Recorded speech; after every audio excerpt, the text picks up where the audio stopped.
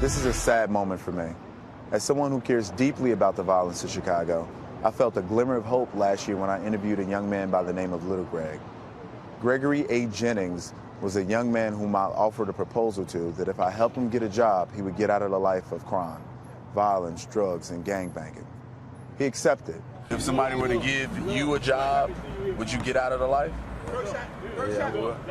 I got jobs and opportunities for you, resources. So if you get a job, if I help you get a job, you would get out of the life. You would no longer be involved in the gangs. 100%. Yeah, 100. On live national television, you saying that you would get out the gang if you had that opportunity. Yeah, I would. Yeah. All right, we're going to make it happen. I stayed in touch with him via calls and text messages, and then I couldn't reach him anymore. Then I found out via media reporting that Little Greg was gunned down right here behind me. 2 men walked up and shot him in cold blood at 4:30 in the afternoon. Little Greg is lost, but he's never forgotten. That was Fox contributor and Chicago native Gianno Caldwell bringing us a tragic update on a young man that we featured, as you could see, on last year's town hall. It's just another example of just how hard it can be to escape the cycle of violence once you're in it here in Chicago.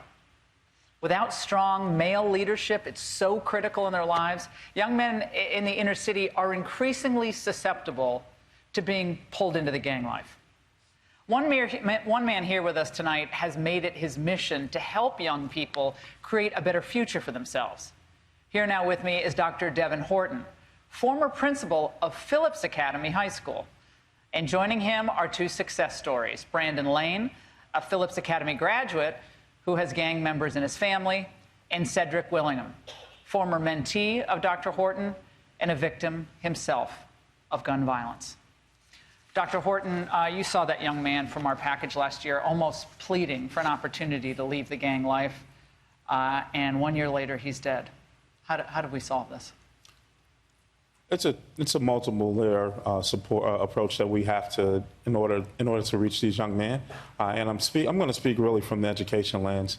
And I really feel that in working here in Chicago for 14 years, prior to me leaving 6 years ago, we have to give the students a sense of hope. And it's not about reading and math as much as it's about giving them how to survive in life in general. So something that we're currently doing in my current district where I serve as chief of schools in Louisville, Kentucky, we actually have career education programs where they have them here, but what's really unique about what's happening there, students are actually getting trained and for UPS work, for General Electric work, and they actually have an opportunity to get the certifications required to go into the field, and they have opportunity. So these are life skills. These are life skills. These are skills to get out and actually work. Yes.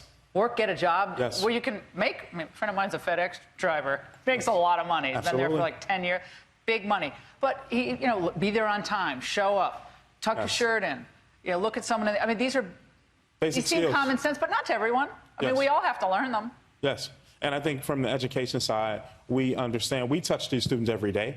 So more than the police, more than any other community organizations, we have them in our buildings. And we have to find a way to collectively wrap our hands around as a group and as a team to support them. Hope and knowing that someone cares about what happens to you in the next 24 hours. Yes. We want you back in school the next day. Cedric, in 2016, you were shot 13 times.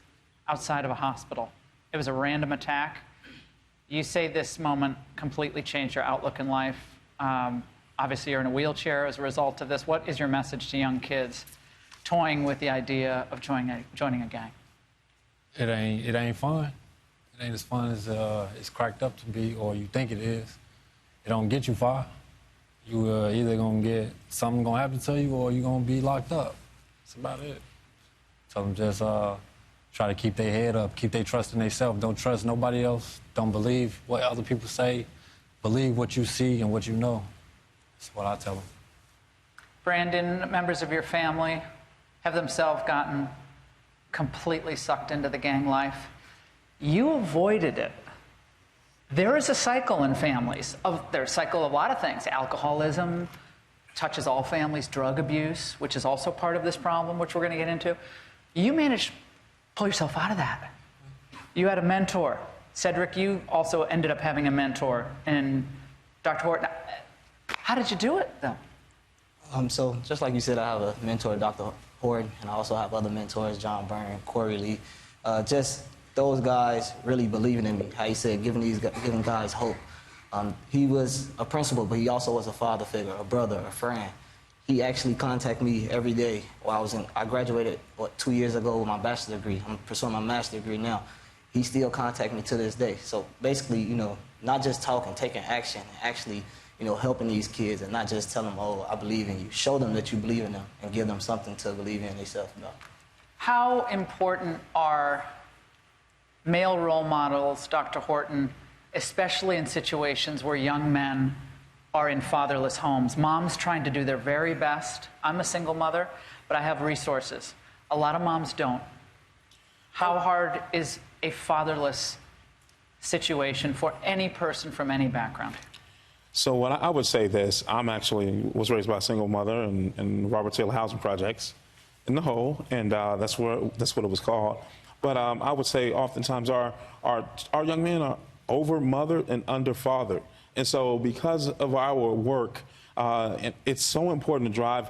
I talk to Brandon all the time, and even Cedric, about how do we give back and getting back into the classroom and being educators, because that's a direct pipeline to these young men. It's so many young men that I've had interactions with over my 20-year career. Like, it is imperative.